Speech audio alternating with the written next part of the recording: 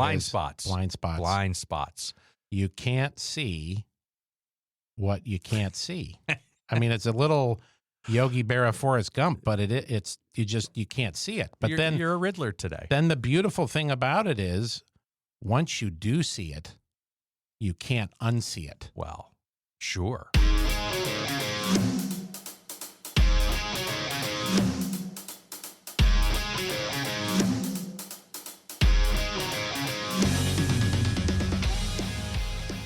Hey, what's this whole wealth journey podcast thing all about? It's a podcast for entrepreneurs where we're trying to help them connect the meaning with their money. Who are you? Jim Gebhardt. Oh, I'm Matthew Grishman, and we're a couple of financial guys having a not-so-traditional financial conversation called The Whole Wealth Journey. Here we go.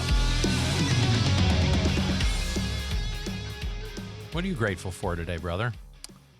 Well, the episode that we're going to get deep into today is on this whole concept of personal planning. Okay.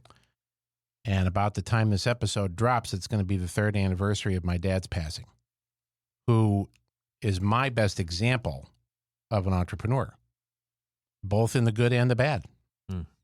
And in the context here, specifically around personal planning, oh boy, I wish this was around for him at the time, because he struggled with so much of that. What am I going to do after I retire? Consequently, he didn't retire until he was 79. So I have so much gratitude for so many lessons that he provided me, both in business and life.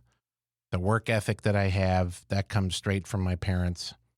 And also the things that he didn't do well, right? That I've been able to learn from. His ability to pause and take a break and rest and recover and rehydration and all these things that you and I talk about. God bless, Dad never did. And there's tangible aspects of what we're going to get into here in this next little series that are so representative of misses for my dad. But I don't think of it in the negative sense. I think of it in the learning sense, and how grateful he would be knowing that I'm learning from this and that we're teaching others around it, right? I mean, when I started at Merrill Lynch in 1996 at the age of 26 years old, I was doing it with a very clear mindset that I would not be a workaholic and that I would take time off. And I've pretty much taken 6 weeks of time away from work since I was 26 years old. Now, have they all been vacations on a beach? No. No. Right? But my gratitude today on my dad's anniversary thereabouts is that this concept of personal planning, I can only imagine what that Life 3.0 would have been like for him had there been some awareness around it, some help and assistance around it, because he was white knuckling it himself. Sure. He was just trying to figure it all out on himself. Not Sure. just the personal planning, but all the business side of it. He didn't have a coach. He didn't have mentors. He didn't have consultants. He didn't, so it is what it is, but I have a greater sense of appreciation and gratitude for the good things that he taught me, and as well as what a lot of people would think of as his mistakes or his shortcomings. I've also learned a lot from that too. His learns. Oh, thank you for sharing that. I can't believe your dad's gone 3 years. Yeah. Holy moly. Yeah. Blink. Life is going by fast. Sure. We're going to slow it down a little today. Faster. There you go. Yeah, that's like, I mean, again, this is a mindset shift. And this is part of my gratitude today. It's part of what I learned from my father, which is I get to be grateful for the fact that Hank, my dad, just retired, and getting to celebrate that kind of pinnacle moment of his career, standing in front of 300 people and sharing his own gratitude and journey at this retirement party. It was very powerful. And like your experience with your dad, with Wes, I am so grateful for the wins and the learns, which learns is more commonly thought of as losses, right? Wins and losses in life. But you and I have learned that we learn more from our losses than from our wins. Our wins are fun. We call that tuition. Right. Exactly. Tuition to life's great educational journey. Wins are fun.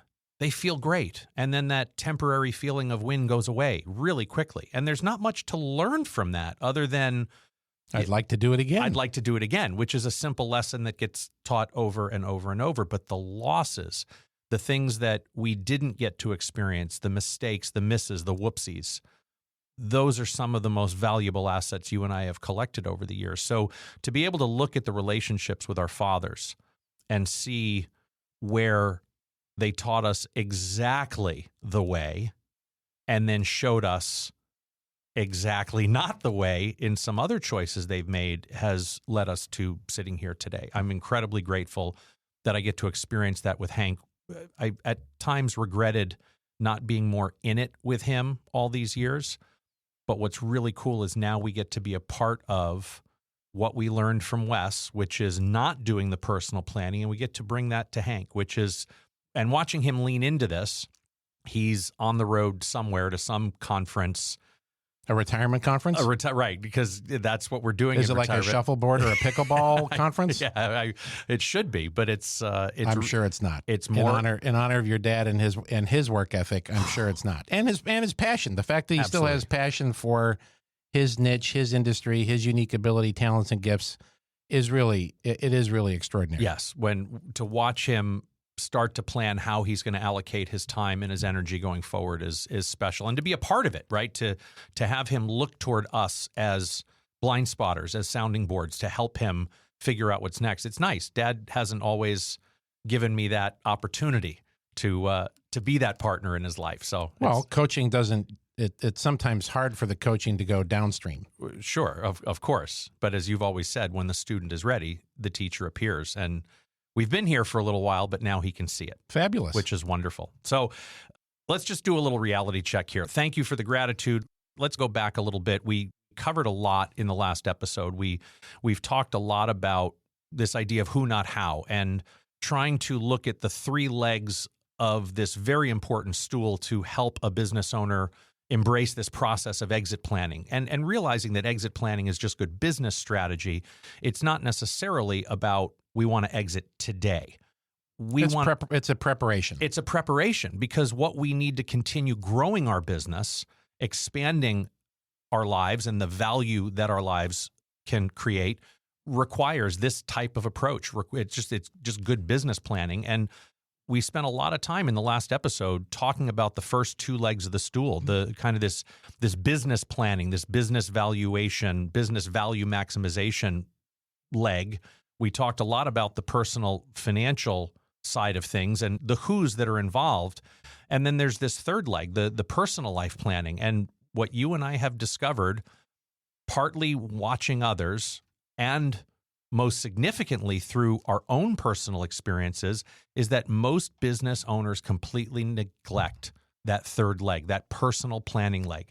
They focus entirely on the business and financial aspects of the transaction, and they completely ignore the human element, the personal side of it, the personal life planning piece. And what have the results been? Well, not to pick on Wes, but that was part of his challenge because he felt as though business came first.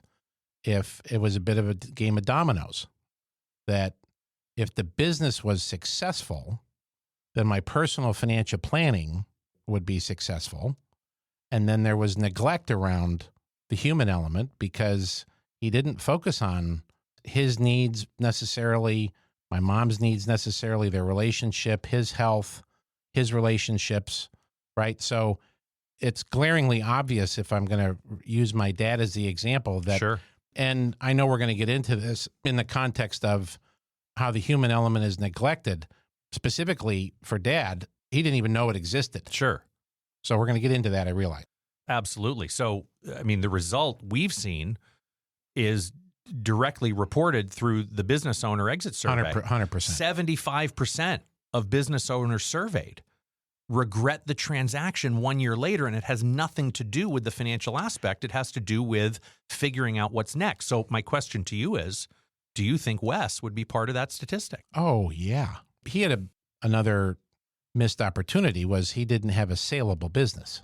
The business was too exclusively dependent on Wes Gebhardt and his 50 years worth of relationships in the niche of his construction trade in the greater Northeast.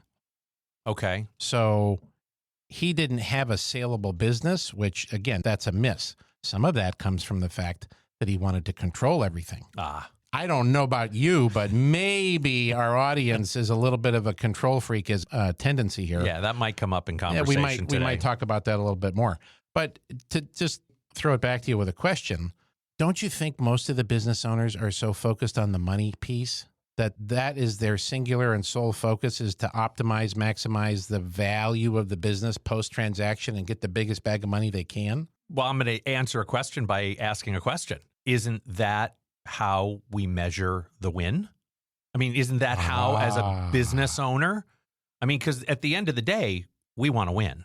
I mean, that's what it boils down to. That's what I want every day in life as an entrepreneur is I want to win. How do I think how do I don't measure think you're that? alone there, partner. I think it's more than 75% of the business owners want to win. I don't get to play baseball anymore. I mean, I could join men's senior baseball leagues. What do I have to get off the plate to do that? So where do I get to experience a win is in my everyday vocation, which is, right, that big bag of money that we're trying to grow. But you and I know that this third leg of the stool, that's the most neglected leg of the stool, it is almost exclusively what determines whether entrepreneurs experience fulfillment or regret after their transition, period.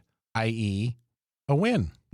Well, absolutely. And without it, even perfect execution of the business value maximization side and the financial planning leads to that kind of empty feeling that something is just fundamentally missing, which we got to see in your dad, and we've seen in a number of our clients and friends that go through selling a business and struggling with what's next. So the question for today isn't about how to transition from business ownership. It's who will you become when the chapter ends?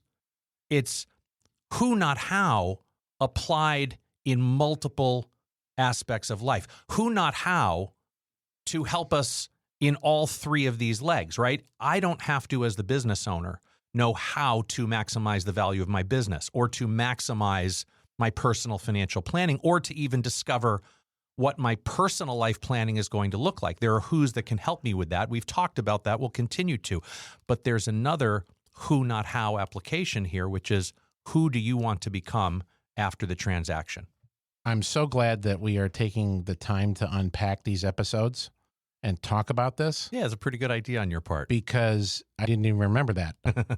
Because it's neglected not just at the business owner level, it's neglected at our industry level, right? Who does the entrepreneur turn to for personal financial planning, right? They turn to certified financial planners. Ideally. Yeah. Our industry doesn't even touch this stuff. And we've talked a little bit about this. I think it's somewhat shameful because it's so naturally integrated into the personal financial planning. Mm-hmm. And we've got a huge bias around this because that's where we spend so much time with clients, is understanding what are the personal drivers, the values, the principles that are so meaningful to them. How does that translate into action that requires money to support it? Mm-hmm. That's what you and I are passionate about beyond belief. Yep. And our industry is doing the old miss the ball with both hands on this whole topic. Yeah. And it gets me kind of pissed off in a way. Yeah. Now, it's massive opportunity selfishly for you and me because this is the pond we love to swim in. Yes.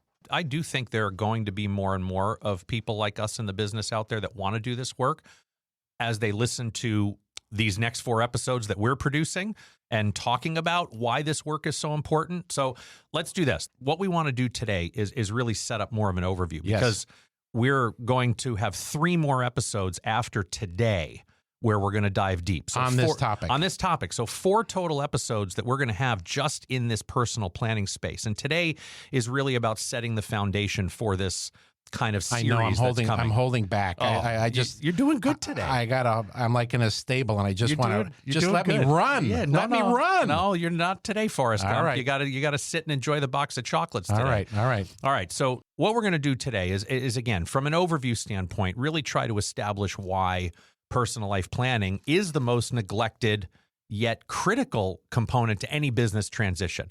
We're going to introduce some of the key barriers that prevent entrepreneurs from doing this work, why aren't we doing more of this work as entrepreneurs? And then really outline what comprehensive personal life planning actually looks like. Sure. And that's going to set the stage for us to take each one of those points and go deeper with the upcoming episodes. So let's get into this from a very high level overview.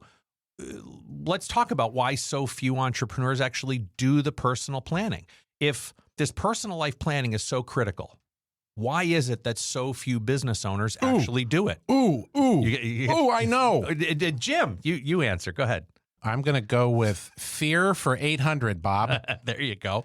That's definitely one of them. I mean, there are four. I feel like we're playing the Family Feud. We are. Right? And I'm looking at I love him dearly. Richard Dawson or Steve Harvey? Steve Harvey. Yeah, there you go. I love Steve Harvey's little wisdom clips that he does before the shows that Instagram finds for me. Right. But I feel like I'm playing a little bit of that with Steve Harvey on what are the 4 barriers to personal planning. Right. Fear for 800. Right? Absolutely. And that's number one. That's number one. Ding, ding, ding. We've got four of the barriers and fear being number one. I mean, what is it that we're afraid? I mean, so I believe, this is just me, take it or leave it, fear is the chief activator of almost every negative thing, negative behavior, negative character defect, you name it. So when I'm impatient, when I'm not very nice to people, when I'm rushing, hurrying, anxious, angry, all of that stuff, that's part of the human experience that comes out of me. Fear is the chief activator of all of it. Is the root. Absolutely. So what, as an entrepreneur, could we be fearful of? Oh, I don't know. I mean, perhaps, who am I after the transaction? There you go. A little Right? bit. I loved a little bit of the sarcasm button. It's very activated today. That's your more button today Yes. is the sarcasm. Sure. Yeah, it's very hard to envision, right? I mean, what has gotten us to this stage of life isn't going to get us to the promised land. Right. And it's hard to, we're going to get into the other 3 here, one of which is my personal favorite. It's hard for them to see. Who is Jim Gebhardt if he's not the CEO and president of Gebhardt Group? Yeah. And I know that question scares the shit out of you. Well, More so before than it does now, because I think you have a little more faith that we'll be able to figure that out. Oh, yeah. Right? But you still don't know the answer to that. I'm getting some clarity. I'm getting some puzzle pieces. Sure. Here and there, but do I have a clear personal plan for Life 3.0 at this stage? No, I do not. And that's the point I want to make here. Yeah. And this is why in the next episode we're going to go deep on why we don't do this kind of planning. And if the first reason is fear, I really want the tribe to hear it in our voices today that you and I do not have complete clarity on what's next for us after Gebhardt Group, yet we're not freaking out about it because we know there's a process, a system, a process, a step-by-step thing that you go through with some who's to discover what that is. And you and I have faith in that it's going to reveal itself to us when the time's appropriate. I most 1,000% do. So many entrepreneurs are builders. They're creators. They're innovators. And the thought to me, as one of those people, the opposite of that is the sustainer, right? You're a builder or a sustainer. Yep. You create and grow and build and do, or you just kind of, keep it humming along, and it's kind of like working for the public utility. You just want it to keep. Yep. And a lot of the most successful partnerships you and I have ever met has one of each in the partnership. Oh, yeah. You got a builder and you got a sustainer, and together they marry very well for running very efficient businesses. So I've never really, and Dan Sullivan's helped me with this. I've never really Who's liked. Dan Sullivan? Dan Sullivan is the creator behind the Strategic Coach Program. There you go. Thank you for that. You're welcome. I know you and I know who Dan is, but not necessarily everybody who's with us does. So I've never really liked the stereotypical thought of retirement in the context of it's a period at the end of my life with no work, all leisure, and it leads to, kind of this sedentary. But again, going back to my analogy of the sustainer, I'm just kind of sustaining life. Like I'm done creating, and now I'm just going to kind of coast this thing out. Right. That doesn't work for me. And maybe that's my dad's fault, but I know internally it doesn't work for me. I'm going to want to continue to create and build. Does it have to be a business? Not necessarily. You and I love teaching. Could I see myself teaching in some format? Sure. Right? Or mentoring or coaching. Sure. So I think you have to allow yourself this concept of the bigger future. Yes. That my past is not all that I'm about, right? That as someone that is passionate about learning and growing, that this is a beautiful opportunity to create a bigger vision and a bigger future for myself. Okay, don't give away too much. I'm not. I told you I'm anxious. I know, you're ready.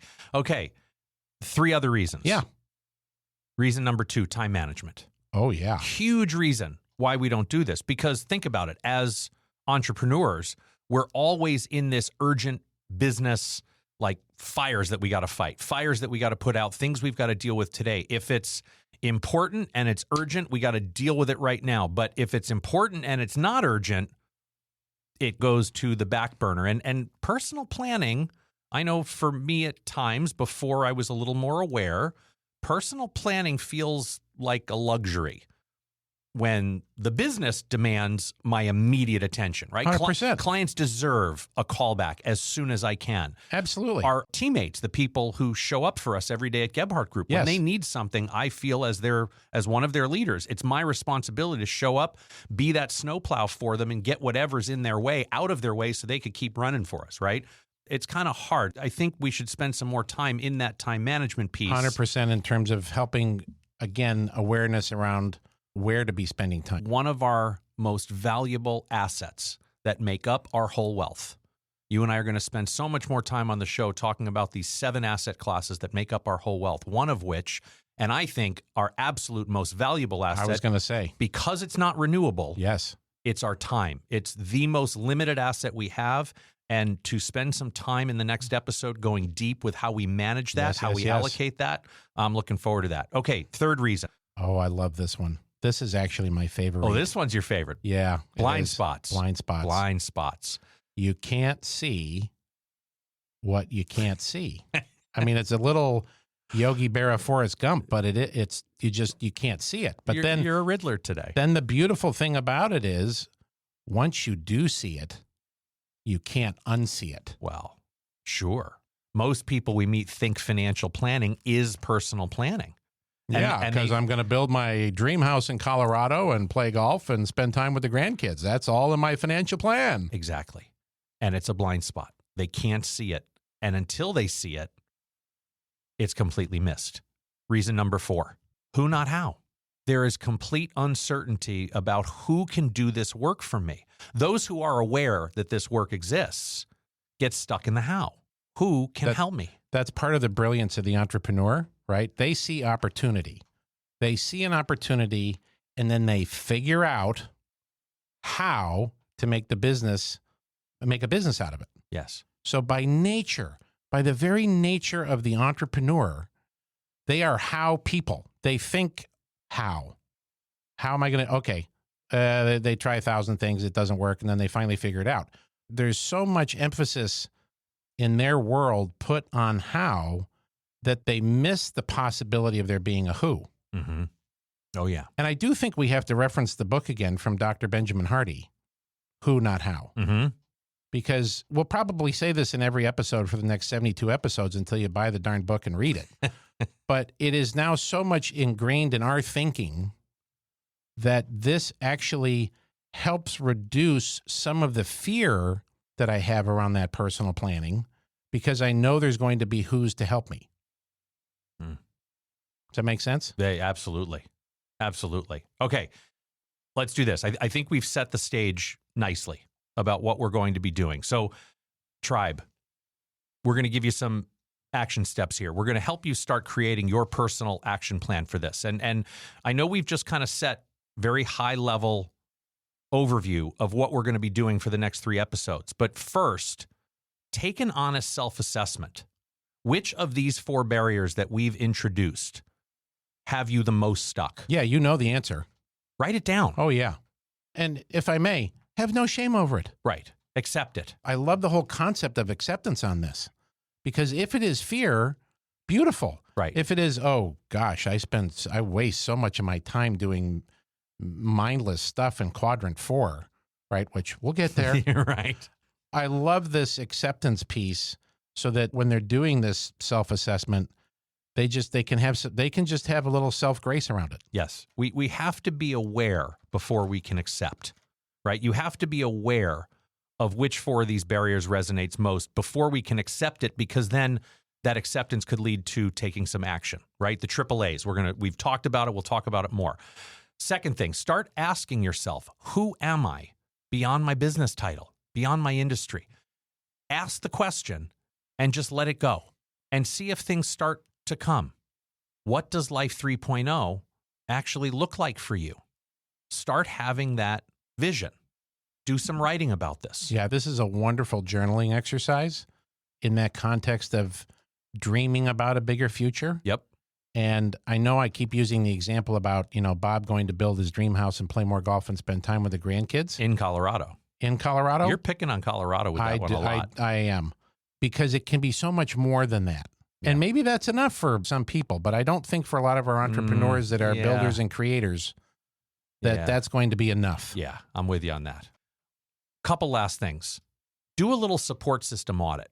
Oh, what? What I mean by that is, who is currently helping you with your business, your personal financial planning, and your personal planning? Start identifying the who's you've already begun to surround yourself with. We've already shared the critical who's in business planning and personal financial planning. So go back to our last episode and listen to those different who's that could be involved in your life and who is actually in your life already, who is not in your life already. And then as you start thinking about this personal planning, who in your life could potentially help you get started. Last thing to think about. We have to embrace a priority shift. We have to make personal life planning as important as the business and financial planning. 100%. The statistics don't lie. Most of the time, if 75% of business owners regret the transaction 1 year later because they failed to personally plan for Life 3.0, we must begin to make that shift. Stop asking how you'll transition from business ownership and start asking yourself, who am I going to become and who is going to help me get there? The entrepreneurs who get this right don't just avoid the 75% who regret it. They create Life 3.0 experiences that are even more fulfilling than their business success. Personal planning isn't a nice to have. It's the difference between a successful exit and a meaningful Life 3.0. And I'll know we're having impact when that statistic of 3/4 regret it starts to come down. Absolutely. So we've got a couple more episodes coming up. In the next episode, you're going to hear us talk about why we don't do the personal life planning. We're going to go deeper with these 4 reasons we talked about today. Then after that, we're going to get into more about why we should do the personal life planning and build a very compelling case for why this work is essential. If we haven't done that already, we're going to get deeper with that. And then finally, we're going to finish off with, I think, what everybody is thinking about right now with us is how we actually do the personal life planning, which is not just creating the practical framework and the strategies for implementing it, but it's identifying the who's. That sounds like a heck of a lot of fun. And with that, my friend, that's a wrap. Thanks for joining us today on the Whole Wealth Journey. Are you ready to start planning for a future that's rich in wealth and well-being? Then like and subscribe and make sure you don't miss a single episode of the Whole Wealth Journey. So if we've struck a nerve with you today, where do people go? You can find us at GebhardtWholeWealth.com. That's GEBHARDT wholewealth.com. We'll see you next time. Jim Gebhardt is a registered representative of Integrity Alliance, LLC. Securities and investment advisory services offered through Integrity Alliance, LLC, member SIPC. Gebhardt Group Incorporated is not affiliated with Integrity Wealth. Jim Gebhardt and Matthew Grishman are investment advisor representatives of Gebhardt Group Incorporated, a registered investment advisor. The opinions in this podcast are for informational purposes only and are not intended to provide specific advice or investment recommendations. To determine which investment or financial advice may be appropriate for you, consult a financial advisor prior to investing. Any reference to market performance is based on historical information, and there is no expressed or implied guarantee of future performance. Opinions expressed on this program do not necessarily reflect those of Integrity Alliance, LLC. The topics discussed and opinions given are not intended to address the specific needs of any listener. Gebhardt Group Incorporated does not offer legal or tax advice. Listeners are encouraged to discuss their financial needs with the appropriate professional regarding your individual circumstance.